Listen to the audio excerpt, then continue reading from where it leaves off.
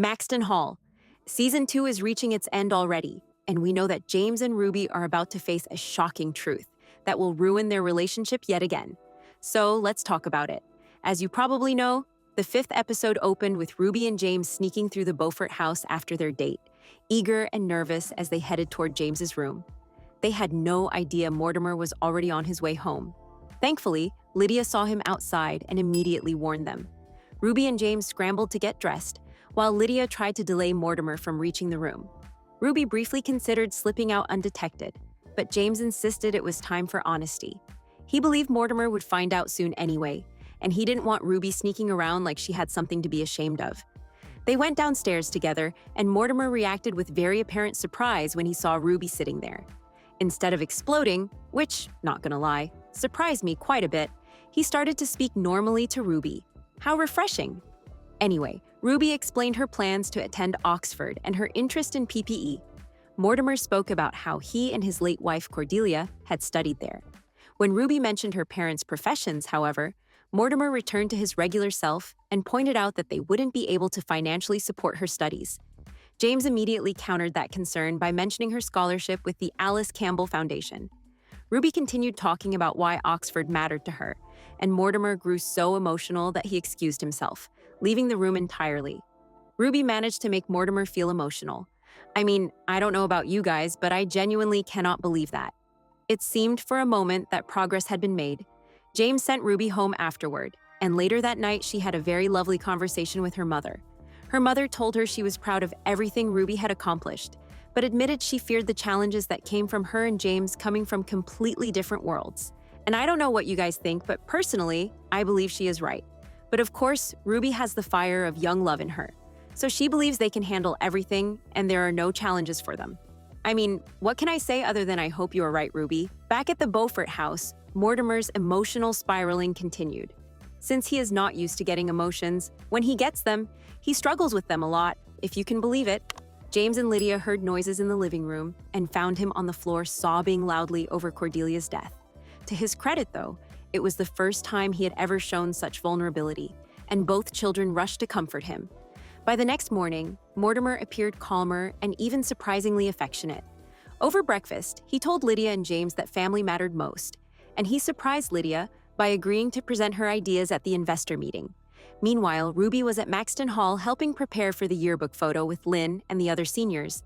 Lynn admitted that she and Cyril had previously been in a friends with benefits arrangement, and they had begun speaking again after Elaine's picnic. The tone of the scene changed immediately when Ruby received a call from the Alice Campbell Foundation, informing her that her scholarship had been revoked. Shocked, she texted James at once. James, however, was sitting in the company meeting, expecting Mortimer to defend Lydia's ideas. Instead, Mortimer folded under pressure from the board and once again disappointed our poor James deeply. When James read Ruby's text, he turned to Mortimer and saw guilt on his father's face. Mortimer said nothing, of course, like he doesn't have the face to say it. But the truth was clear. He is the reason why Ruby's scholarship got canceled. Thankfully, our Ruby has never been a quitter. Ruby ran to Mr. Lexington's office to ask whether she could still submit a registration form for the scholarship exams now that she no longer had Campbell funding. Mr. Lexington initially refused, claiming it was too late, but after a moment he quietly pulled out her old form, stamped it, and handed it to her in an envelope. Thank God he still has some mercy for Ruby. Ruby sprinted to find the delivery worker who had just left with the forms and managed to hand hers in before it was too late. Determined to fix things, James contacted the Campbell Foundation to request an appointment with Mrs. Campbell. He wanted to speak to her directly and plead Ruby's case.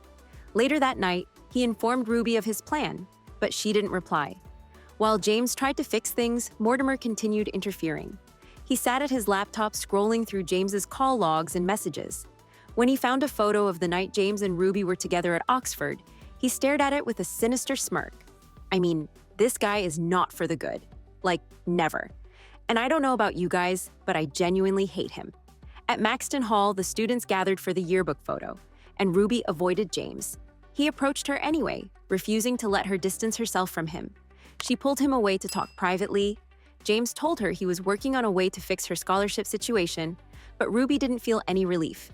She said that even if this immediate problem was resolved, Mortimer would continue to interfere in their relationship. She acknowledged how deeply she loved James, but also admitted she felt overwhelmed by his father's influence.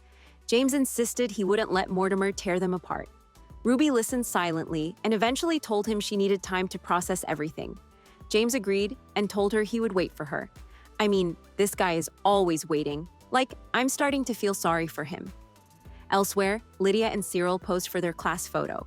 Cyril hoped their connection had deepened and leaned in to kiss her.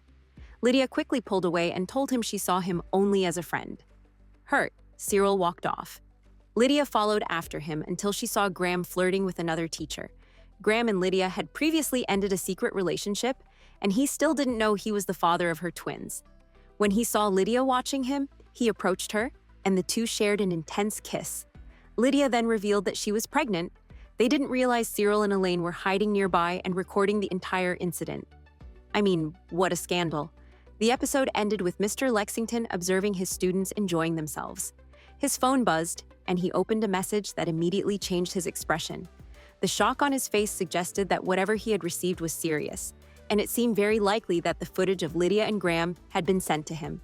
If that's truly the case, the upcoming season finale will be absolutely crazy.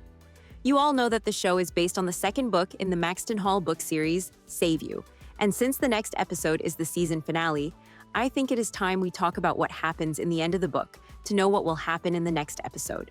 At the end of Save You, Ruby and James had finally managed to find their way back to each other after all the chaos caused by Mortimer. I mean, think of the scholarship issues, Lydia's scandal. Everything somehow got resolved, at least for Ruby and James. They realized despite all these challenges, they are in love, and they want to be together no matter what. For a brief moment, it seemed as if things might stabilize for the two for once. Ruby allowed herself to trust James again, and James tried harder than ever to protect her and fight against his father's control.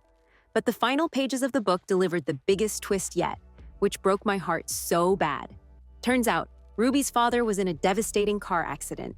The news hit Ruby so bad, completely shattering the fragile balance she and James had just rebuilt. Her father was left in a critical condition, and the trauma of the moment overwhelmed everything else in her life. I mean, understandably so. Ruby immediately shut down emotionally, putting her family first and pushing James aside because she couldn't handle any more heartbreak or instability. The book ended with Ruby collapsing emotionally, her world falling apart again, and James desperate to help but unable to reach her. And naturally, their relationship was left on an extremely uncertain note.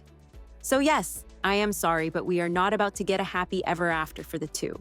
In other words, get ready to cry a lot in the next week's episode. Until then, make sure to like and follow and watch this video on the screen.